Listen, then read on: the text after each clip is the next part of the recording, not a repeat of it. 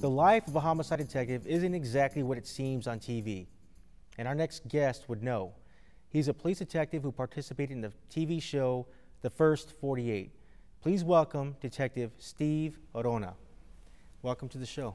Thank you. Pleasure being here. Now, Detective Orona, off camera, you mentioned that you have 30 years on the Phoenix Police Department. Yes, I do. And how many of those years in homicide? 18 and a half years. 18 and a half years. You don't have to be a police officer to assume that homicide with the police department, that's a tough job. Yes, it is, but you strive to be a top-notch investigator. Homicide is the place to be. 18 years in homicide, what drives you? Well, it's early on, it was always my career goal to become a homicide detective. And I knew that there's no better place to be an investigator than to work a homicide. There's no other crime that strikes the nerve of a community than the murder of a human being. So those are the type of investigations that I wanted to become involved in.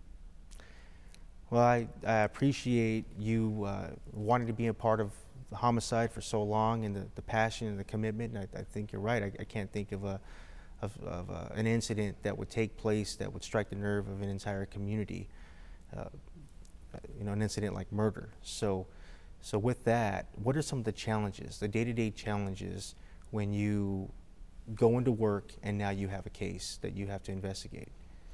Well, obviously the main challenge is to you become an advocate for the victim as well as the victim's family. So it's up to you as an investigator to seek justice for the victim and the family. And although there's one case carrying detective, actually in all reality, to solve homicides, it takes a team effort. And I am happy to say that I feel that here in Phoenix, that our homicide unit is known nationally as one of the best units in the country. And I am proud to be part of that unit. It's one of the best units known in the country. Yes. Is that why the First 48 came knocking at your door? I'm talking about the TV show, First 48. Yes, I believe so. Yeah. Tell us about that. I mean, I watched the show, and the first thing they say is the first 48 hours is the most critical. Is that true? It is. I think the concept of that is that if the case is not solved within the first 48 hours or a suspect is not identified, the likelihood of solving the case, the percentages begin to go lower and lower as the days progress. That does not mean that the case will never get solved, but it's just the percentages begin to go down in the ability to solve the case, and I think that's where the First 48 became famous. Yeah, and I know that you've been recognized also because a lot of people watch the show, right? What is that like? I mean, just everyone knows that you're a detective, but I know we talked in the past and a couple of people have come up to you and said, hey, I've seen you on the show. You know, I was really apprehensive at first about doing it, and then, knowing that there was going to be camera crews following us during our investigation, I was worried that a lot of our techniques on what we do and how we go about solving cases would possibly jeopardize other cases. But after the first show was done, and just hearing and seeing all the feedback I was getting, I mean positive feedback that I was getting, not only from other members of my department, but citizens in general. I was getting phone calls from citizens who had viewed the show and were so impressed with it and how we performed our duty that they took it upon themselves to call and just to give us thanks for what we do. I realized then that that was probably the most positive thing that came out of the show. Was I believe we came across as a very effective and professional unit, and I think that is why we've got the feedback we did. And I was, to me, everything I had gone through during the filming of that show, it was all worth it.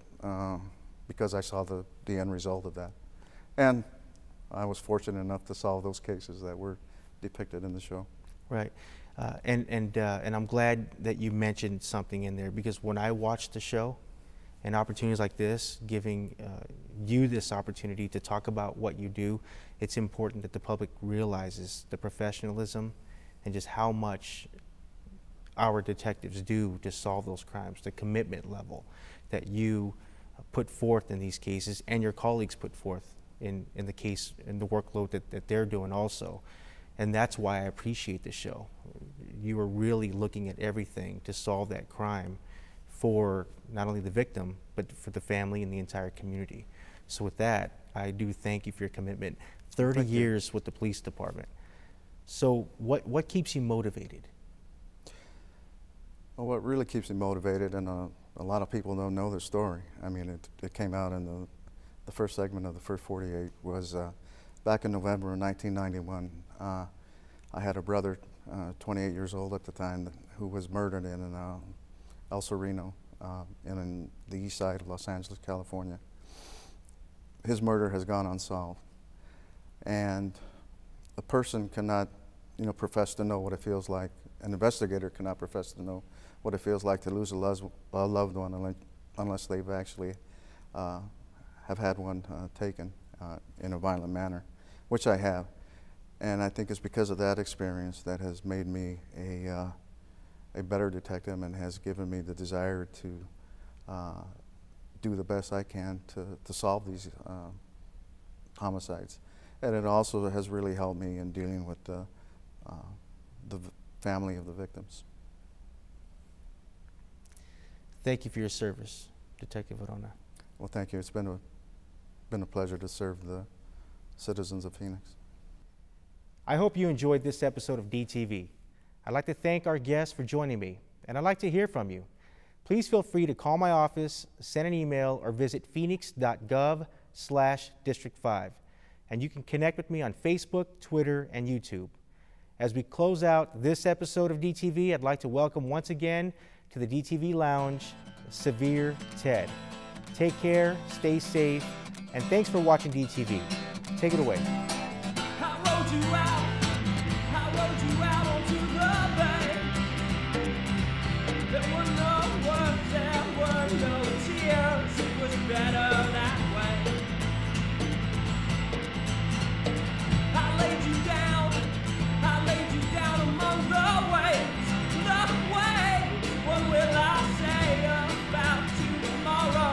What will I say? She got on a